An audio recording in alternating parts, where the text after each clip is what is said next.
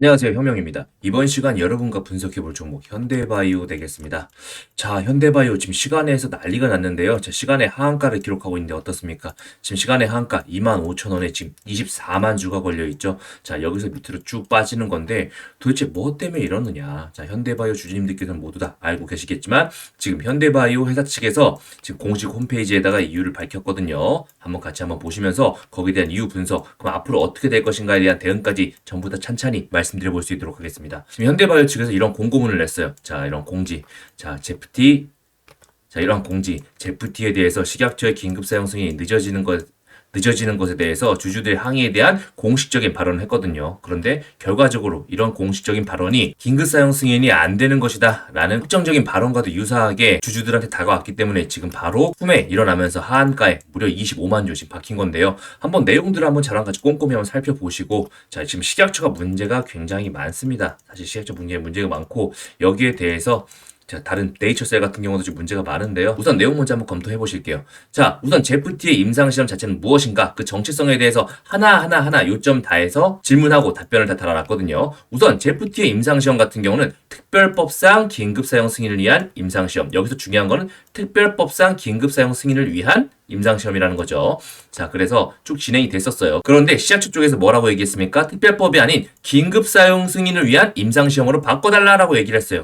그래서 요거를 긴급사용 승인을 위한으로 바꿨다는 거죠. 아까 위에선 특별법상, 지금 아래에선 긴급사용 승인을 위한, 자, 이렇게 식약처의 요청에 따라서 바꿨다는 겁니다. 그죠? 그 내용만 하더라도 동일합니다. 자, 긴급사용 승인을 위한 통상시험이다. 앞서 말씀드린 대로 처음에 뭐라고 신청했었죠? 특별법상 긴급사용 승인을 위한 임상실험을 신청했었어요. 그리고 나서 식약처에는 약사법상 품목 허가를 위한 사전검토를 신청했거든요. 자, 여기에 대해서 왜 신청했는가라는 어떤 주주의 질문이 있었어요. 그래서 여기에 대해 답변을 하거든요. 식약처 쪽에서 뭐라고 얘기했냐면 질병청이 식약처 쪽에다가 자, 특별법상 긴급사용 승인 그 전제가 되는 제프티의 안전성, 유효성 사전 검토에 대해서 의뢰를 했죠. 그래서 특별법상 긴급사용 승인 요청에 전제가 되기 위해서 그 전제에 대해서 통과시키기 위해 품목허가를 신청했다는 겁니다. 하지만 역시 현대바이오 같은 경우는 그러한 품목허가 사전검토 신청 형식으로 긴급사용 승인을 위한 안전성, 유효성 사전검토 신청을 했다는 거죠. 그죠? 그 형식을 빌렸다는 겁니다. 중요한 건 뭐다? 식약처 쪽에서 이러한 것들을 요청했다라는 겁니다. 그죠? 당연히 식약처 쪽에서 요구하니까 현대바이오 측에서는 긴급사용 승인을 위한 안전성, 유효성 사전검토를 현대바이오 측에서는 신청했다는 거죠. 그죠? 본질은 중요한 건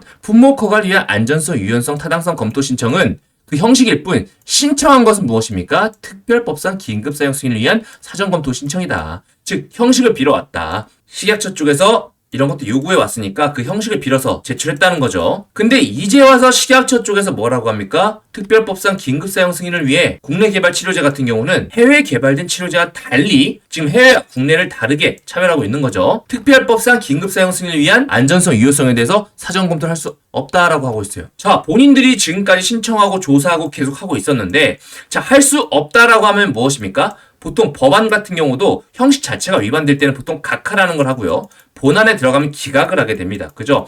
그렇다면 애시당초 할 수 없다고 하면 처음부터 그 보고서를 받았을 때 각하를 했어야 맞지. 지금 본안에 들어왔잖아요. 실질적인 심사를 하고 있는데 처음부터 받아들일 수 없는 것이다 라고 해버리면 그동안 들어간 회사의 많은 노력과 그 실험, 보고서 작성 등 막대한 비용 등 누가 책임지냐 이겁니다. 여기에 대해서 또 얘기하는 거예요. 자, 지금 국내하고 해외를 지금 다르게 얘기했잖아요. 해외에서 개발한 치료제 같은 경우는 국내와 다르다라고 지금 얘기를 했는데 이런 적이 없는가? 정말 그러한가? 라는 것에 대해서 결론적으로 국내에서 개발한 코로나 치료제에 대해서도 긴급사용 승인, 안전성, 유효성을 긴급사용 승인, 안전성, 유효성 사전 검토를 할 수 있다라는 거죠. 어떠한 법 규정에 명문화되지 않다는 거예요. 즉 합리적인 이유 없이 국내 의약품을 차별하는 거다라고 하는 거죠.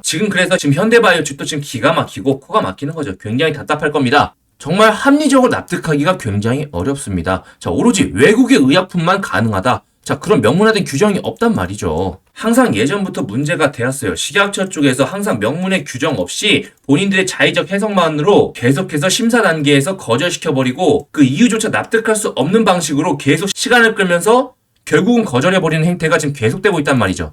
자, 이와 유사한 형태가 좀 최근에 있었습니다. 자, 거기에 대해서 한번 말씀드려 볼게요. 네이처셀 모두 다 아십니까? 자, 네이처셀 같은 경우도 마찬가지입니다. 자, 풋모커가 신청받는 데 있어서 실질적으로 일본부터 시작해서 미국 다양한 국가에서 지금 임상도 성공적으로 완료 짓고 있었는데 갑자기 경쟁사 연구위원이 들어가더니 이유도 없이 거절해버렸단 말이죠. 그리고 나서는 충분히 수치적으로 의미가 있는 연구 결과에도 딴지를 걸면서 그냥 무작정 안 된다라고 하고 있고, 여기에 대해서 지금 네이처셀 주주님들도 결국은 조인트 시스템 허가 반려에 대해서 지금 항고 처리를 개별적으로 따로 운동을 진행하고 있다는 거죠. 자, 저러한 식약처의 한마디 말로 자, 25,000원 하던 네이처셀이 지금 얼마까지 내려갔습니까?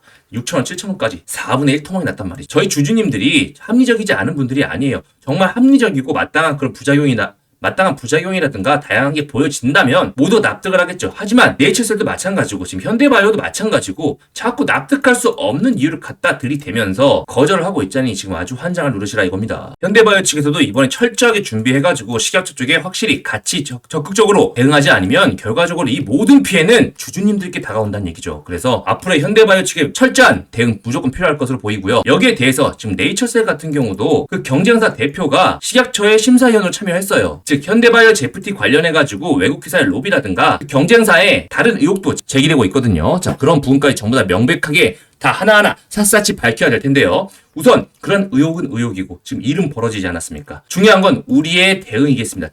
대응을 어떻게 하냐에 따라서 우리가 피해를 최소화할 수 있든 아니면 오히려 수익으로 빠져나올 수 있든 결정될 텐데요. 우선 시간에 지금 25,300원 자, 요 라인 때 마이너스 10% 개파락은 거의 확정시되고 있습니다. 그리고 나서 더 밑으로 빠질 개연성도 충분한데요. 왜? 최근에 이렇게 많이 올라왔던 이유가 그 제프티의 긴급 사용 승인 될 것이라는 기대감에 올랐는데, 자, 그게 지금 안 되고 있다. 식약처 쪽에서 합리적인 근거 없이 밀어버린다. 세상에서 제일 무서운 게 뭐냐면요, 근거 없이 밀어버린다는 거예요. 즉 안 받아준다, 먹통이다라는 거죠. 그래서 이런 부분에 대해서 현대바이오 측에 적극적으로 대응을 잘 해야 될 텐데, 제가 네이처셀 때도 전부 다 적극적으로 대응 잘 해드려가지고 수익으로 나오신 분들 굉장히 많으세요. 현대바이오도 마찬가지입니다. 그때 네이처셀 같은 경우도 2조 가까이 하던 회사였습니다. 그런데 빠지면서 대응이 절실해졌었는데요. 제가 여기에 대해서 현대바이오 긴급사용 불승인, 매수매도 대응 전략 전부 싹 다 적어놨습니다. 자, 기본적인 라인대들은 다 제가 적어드렸어요. 자, 요런 라인들, 요런 지지저항 라인들 전부 다 말씀드렸는데, 내일 개파락에 따라서, 거래량에 따라서 추가적으로 어떤 식으로 대응하면 좋을지에 대해서 가격대별 추가적인 매수가, 그리고 매도가 얼마에 하면 좋을지, 그리고 반등폭은 얼마나 나올지 거기에 대해서 전부 싹 다 계산 전부 다 해놨으니까 지금 현대바이오 만약 물려가지고 나는 조금 빨리 탈출하고 싶다 라고 하시는 분들은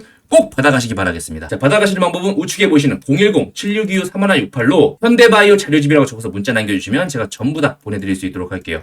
지금부터 정말 대응이 중요합니다. 나는 그냥 손 놓고 앞으로 어떻게든 될 거야 라고 하시는 분이 계실 거고, 떨어졌을 때 피해를 최소화해서 재반등 때 탈출한 다음에 다른 종목들 매매 또는 추가적인 장기 투자, 그런 시나리오들을 내가 선택적으로 가져갈 수 있는 입장을 취하는 것은 어디까지나 본인의 몫입니다. 그래서 현대바이오 너무나 좋은 주식이고 회사 입장에서도 주주님들을 꽤 많이 생각하는 좋은 회사거든요. 그래서 우선 너무 겁먹지 말아라. 너무 겁먹지는 말되, 사측에서도 네이처셀의 본래 사례가 있으니까 철저하게 항고부터 시작을 해서 적극적으로 이슈화한 다음에 주주님들의 권리에 대해서 같이 항변할 수 있고, 결국은 명문화 규정도 없는 말도 안 되는 근거로 승인해주지 않는 저런 권력 남용 짓거리를 절대 하지 못하게끔 이제 만들어야 된다는 겁니다. 거기에 대해서 일개 유튜버에 불과한 저 같은 경우도 목소리를 크게 낼 것이고, 앞으로 대응 방안들, 대처 방안들 전부 다 말씀드릴 테니까 지금부터 정신 똑바로 차리고 잘 달려보자고요. 아셨죠? 밑에 지지저항에 따라서 라인들 전부 다 적어드렸고, 맞춰야 될 평단가, 세력 입장에서 어떻게든 지지받아줘야 될 그런 구간들 적어놨으니까 전부 받아가시기 바라겠습니다. 자, 근심 많으실 텐데 너무 걱정하지 마시고, 기본적으로 위아래 휩소가 큰 종목이에요. 큰 종목이기도 하거니와 이런 이슈 나왔으니까 앞으로 적극적으로 잘 대응해 보시기 바라겠습니다. 이상 현명이었습니다. 감사합니다.